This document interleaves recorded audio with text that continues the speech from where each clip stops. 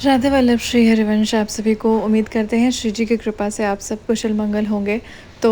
और खूब सारा नाम जप कर रहे होंगे। तो पिछली कुछ वीडियोस में मैंने कोशिश किया है श्री जी की कृपा से, गुरुदेव भगवान के बल से,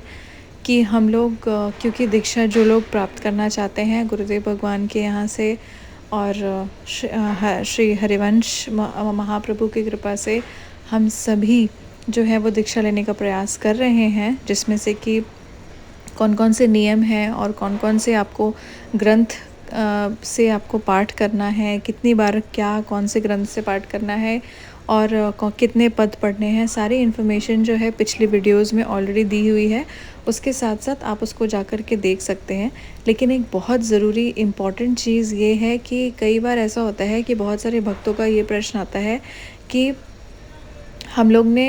गुरुदेव भगवान से हमने पूरी जो भी उन्होंने नियम बताए हैं सब कुछ हम फॉलो कर रहे हैं, और हम किस तरीके से उनके पास जब हम दीक्षा लेने जाते हैं तो उस वक्त हमें तुलसी माला, जो एक कंठी माला होती है, और जाप माला जो होती है वो, और एक झोली बैग, उसके साथ साथ ये 3 चीज़ें आपको ज़रूर से आपको प्रसादी करानी ही पड़ती हैं। जब आपकी दीक्षा होगी तो आपकी जो कंठी माला आपने पहनी है, जो जाप माला आपकी है, या जो झोली जिस माला में आप रख के जाप करते हैं झोली माला, वो झोली बैग, वो सब चेंज हो जाता है वहाँ पर दीक्षा के बाद। एक तरीके से दीक्षा आपका एक नया जीवन है, नए जीवन की शुरुआत है, तो ये सब कुछ चीज़ें बदल जाती हैं। तो जो सबसे ख़ास बात ध्यान में रखने की है वो ये है कि जब भी आप गुरुदेव भगवान से आपको दीक्षा मिल जाए, जैसे कि मान लीजिए सबसे पहले आप निवेदन करेंगे, तो निवेदन के बाद आप नियम लेंगे सबसे पहले वहाँ पर कि क्या क्या आपको पाठ करना है, कैसे कैसे करना है। श्री केली कुंज आश्रम से ही वहाँ के परिकर आपको बता देंगे। और उसके बाद फिर जब आप नियम ले लेंगे तो आपकी उपस्थिति होगी, फिर जैसे कि आपने फॉलो कर लिया तो आप निवेदन करेंगे कि इतने दिनों से, इतने साल तक या इतने महीनों तक हमने इस चीज़ को फॉलो किया है, जो भी नियम थे हम उसका पाठ इस तरीके से करते हैं, और अब हम दीक्षा के लिए निवेदन करना चाहते हैं। फिर वहाँ के जो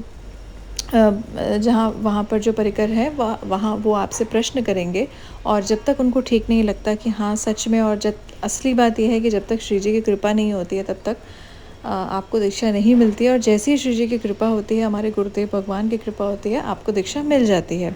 लेकिन जब दीक्षा मिलने के बाद हम वहाँ पर हमको प्रसादी करने के लिए लेके जाना होता है माला और जाप माला और एक झोली बैग,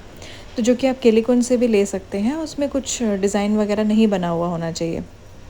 खैर ये तो बाद की बात है, लेकिन सबसे इम्पॉर्टेंट चीज़ ये उन लोगों के लिए है जो दीक्षा निवेदन के लिए ऑलरेडी गुरुदेव भगवान से दीक्षा लेने के लिए जा रहे हैं। तो उनको ये चीज़ हमेशा ध्यान में रखनी चाहिए कि वो 2 माला हमेशा अपने पास, आपको ये सोचिए आपको वो जीवन भर वो झोली माला, जीवन भर वो जाप माला रखनी है, जब तक आपकी सांसें हैं, जब तक आपका ये शरीर है, ठीक है। तो आप हमेशा से कोशिश ये करिए कि वहाँ पर धनराशि मत देखिए। वहाँ पर आप एटलीस्ट, आपके परिवार में अगर और भी लोग हैं तो आप लोग कम से कम 2 माला 3 माला की प्रसादी करवा के रखिए। गुरुदेव भगवान अपने हृदय से, अपने कंठ से लगा के आपको वो दे रहे हैं जब आपकी दीक्षा होती है। तो ऐसे में आप झोली माला हो गया, या जाप माला हो गई, या फिर कंठी माला हो गई, इसको आप एक एक्स्ट्रा हमेशा प्रसादी करा के अपने पास रखिए, जिससे कि मान लीजिए, और मोटे मोटे दानों की माला आप हमेशा लीजिए। तो जो तुलसी माला पतली पतली होती हैं वो बहुत भक्त ऐसा कहते हैं कि वो टूट जाती हैं कुछ साल पहनने के बाद, जैसे 4 साल 5 साल के बाद उसके बीज जो है ना, मोती, वो निकल जाते हैं। तो देखिए तुलसी माला ठीक की जा सकती है, लेकिन माला बीज जो हैं तुलसी महारानी के, वो ठीक नहीं किए जा सकते। तो इसीलिए आपकी माला खंडित ना हो, उससे बेहतर है कि आप एक झोली माला, एक जाप माला और एक एक्स्ट्रा, मतलब आप अपने पास रखिए और उसको प्रसादी करवा के ही आइए। असल में ये ज़रूरी इसलिए है क्योंकि आपको अभी तो लग रहा है कि चलो ठीक है, कोई बात नहीं, हमने एक माला प्रसादी करवा ली, एक झोली माला हमारे पास है और एक जाप माला भी हमारे पास है। लेकिन कुछ समय के बाद, जैसे मान लीजिए 4 साल 5 साल 6 साल 10 साल जब तक आपके शरीर में सांसें चल रही हैं तब तक आपको उसी माला से जाप करना है, वही झोली माला रखनी है जो आपको गुरुदेव भगवान अपने कंठ से लगा करके, अपने हृदय से लगा करके आपको जब दीक्षा प्रदान करते हैं, तो उसी से आपको अब जीवन भर उसी माला से जाप करनी है, उसी झोली माला से में रख कर जाप करनी है। और जो गले में आप तुलसी माला अपने कंठ पर पहनेंगे वो भी आपको वही रखना है। तो आप ये सोचिए ना कि आप छोटे बीजों की माला अगर लेंगे और वो खंडित हो गई किसी तरीके से, या जीवन में कुछ ऐसी परिस्थिति आ गई जिसके कारण कि आप उसको, या कैसे भी करके वो अगर खंडित हो गया, उसके बीज निकल गए या वो माला टूट गई या जो भी हो गया, तो आपके पास एक एक्स्ट्रा माला ऐसी होनी चाहिए ना जिसको कि आप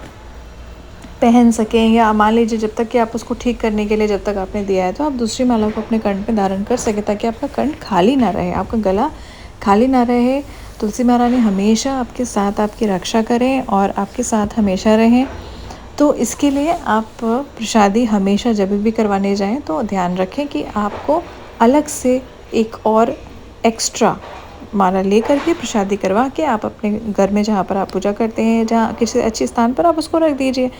जब आपको लगे कि इस तरीके से आपके घर परिवार में और भी कोई हैं तो उनके लिए भी दो दो करके आप लोग प्रसादी करवा लीजिए। क्योंकि देखिए ये सब प्रसादी माला है, अगर ये टूटती है कुछ होता है तो फिर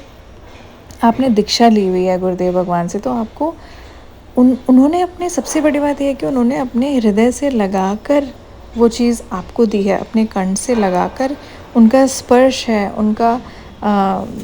आशीर्वाद है उसमें। तो आप ऐसा नहीं कर सकते कि वो माला टूट गई तो आप कोई दूसरी माला लेकर के आप पहन लेंगे, ऐसा नहीं है। तो उम्मीद करते हैं आपको वीडियो इन्फॉर्मेटिव लगी होगी। राधा वल्लभ, श्री हरिवंश।